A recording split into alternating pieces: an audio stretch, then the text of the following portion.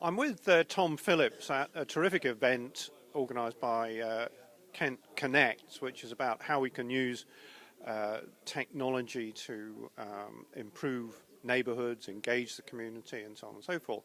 And at the moment, I'm helping Big Lottery Fund explore how they can become more than a funder, how they can facilitate conversations, facilitate learning, and so forth. And Tom, you've worked on community engagement in local government. You're very familiar with the community and voluntary sector and so on and so forth. How do you think big organisations can start to become more sociable? I think they start to become more sociable by becoming very sociable internally. If they've not got a culture of, I wouldn't go as far as saying free speech, but the ability to share information freely internally, I don't think they're ever going to get good at doing it with outside organisations. And is that because people, while personally may have that capability, don't feel they've got the permission to go and have open conversations with people? There isn't a kind of trusted space? It's often, I think, exactly that. I think in a lot of large organisations, a lot of very hierarchical organisations, the degree of permission, explicit or implicit, that you've got to have to do things like blogging, for example, just aren't there.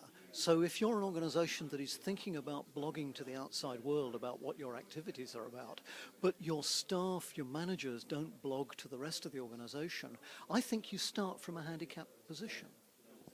And what examples have you seen of change coming? Is that about having lots of internal workshops and consultants? And so I can see from the smile it's not. So what works? I've always been a great fan of Yammer. My experience working in a large local authority with a very, very large Yammer network is that sort of thing is one of the keys to unlocking, making it work for that organisation. That when people can share information amongst themselves quite safely and on all manner of different things, it's a wonderful journey. And I think what comes from that is that the hierarchy in the organisation starts to see that those techniques and those mechanisms are quite safe and are then more likely to be disposed towards blogging on the local intranet and that sort of thing. I think big organisations have got a long way to go where that's concerned internally, though.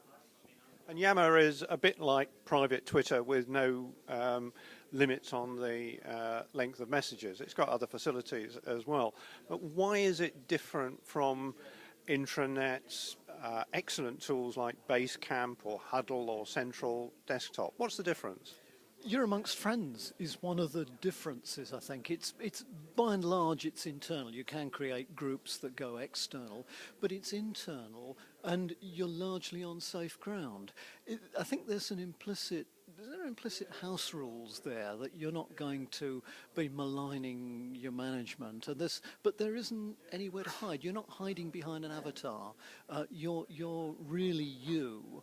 And it's a fantastic way for people to tell other people about what their job involves, what they think about their job and that sort of stuff, as well as doing a lot of the lower grade social stuff that just makes an organisation work. And I mentioned some other tools for use in internal collaboration. Those ones are more around documents and project management and so forth. The culture of Yammer is a bit different from that? Yeah, the culture of Yammer, it's got two major features. I think you've got this sort of general social media area, which is, as you describe, a bit like Yammer without the 140 characters, but it's got a very hard-nosed working edge. If you create a group of people who might be working across the organisation, they might just be a team needing. I worked in a team where people were out of the office a lot of the time, and you create a work group, then you can not only share views and have, if you like, virtual team meetings, but you can share documentation and all of that sort of stuff, really quite informally, without the whole infrastructure of having some sort of documenting system.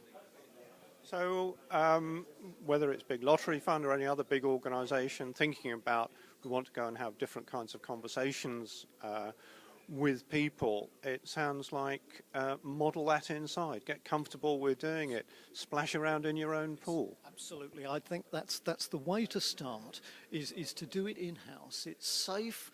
You've got a degree of control over it. You'll be surprised how little control you actually need to exercise of it, because people will be responsible. But it's a fantastic learning tool. And how does that get started? Does it need the chief exec to take a lead on it? Should it be the comms department, or who could kick it off? I think the world is divided, but I'm firmly in the camp that says somebody fires the starting gun and you grow it virally. You just say it's okay to do this. Please join up. My experience has been, don't ever make it compulsory for people to come on board. I've seen some things that just don't work when there's a mandatory buy-in to joining the conversation. Let it grow virally and be assured it will.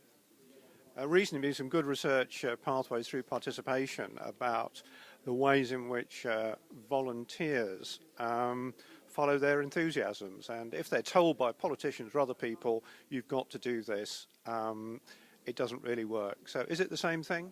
It can be. I think it's a great turn-off to be told you've got to do something as well as being told how you've got to do it. And the great thing about the whole social media thing is that if you opt into it and you participate, you will always, I think, get much more back than you give out.